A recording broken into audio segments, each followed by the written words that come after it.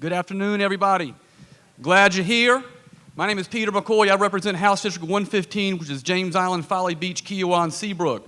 And I'm going to have to talk about whoever made this list for people to come out and speak, because it's not fair to come after Wendell Gilliard, who came out here and gave such an eloquent presentation in front of y'all.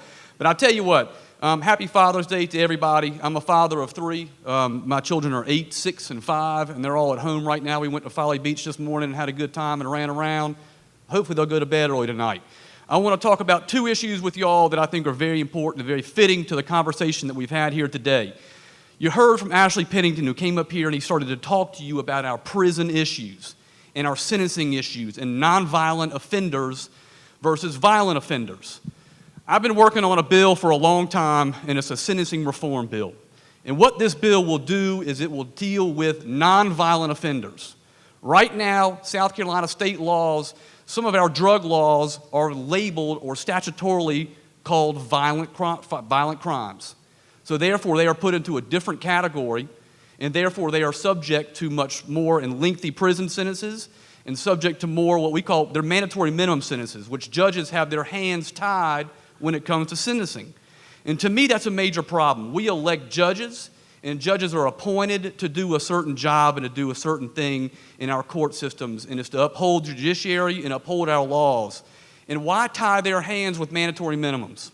The sentencing reform bill that we've worked on for a long time, and I'll tell you, Senator Marlon Kempson and I did a forum on this. This was probably in November of 2018, and one of the main topics was sentencing reform as one of the key things we can do to not only help our public defenders, help our solicitors, help our prisons, who I talked to, Brian Sterling, he's the director of our prisons, and he tells me there are major issues going on right now in our prisons.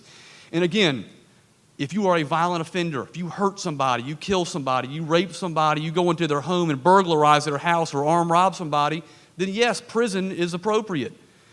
But I see every single day guys and gals who have issues in their past, have drug addictions in their past, and these convictions stack up. And once these convictions stack up, they are now facing mandatory minimum prison times when they go to court. Let's do away with mandatory minimum prison times. I ask and I implore each and every one of you,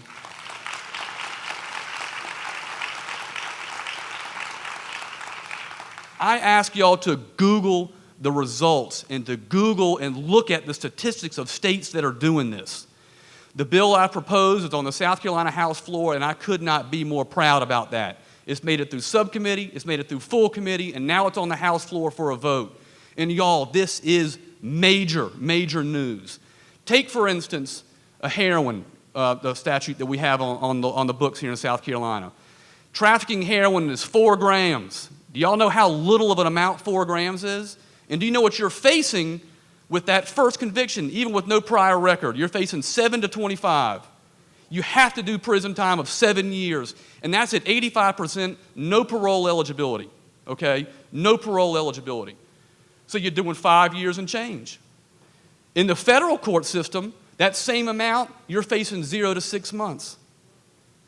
Where's the issue? Where's the breakdown here? That's what the bill that I've drafted and I've worked so hard to pass is on the House floor to do, is to revamp and restore, basically doing away with mandatory minimum drug sentences in our state. And again,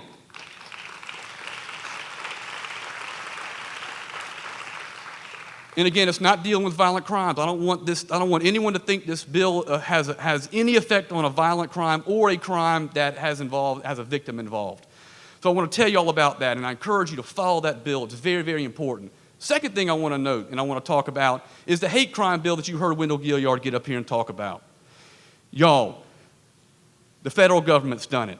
And I don't like to correct the fellow legislator, but Wendell told you there are 5 states that don't have it. In fact, it's 4. Okay, Indiana did pass one, and in fact, he mentioned Georgia. Georgia passed a hate crime bill in 2004, and their Supreme Court overturned it. So they're moving, okay? These states are moving. Why are we so far behind?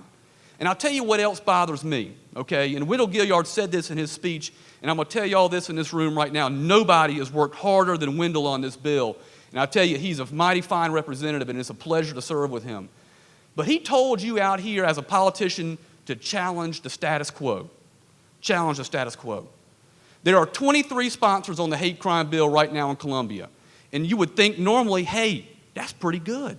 23 sponsors on a bill. Ladies and gentlemen, I'm the only Republican sponsor on that bill. What's wrong with that, okay?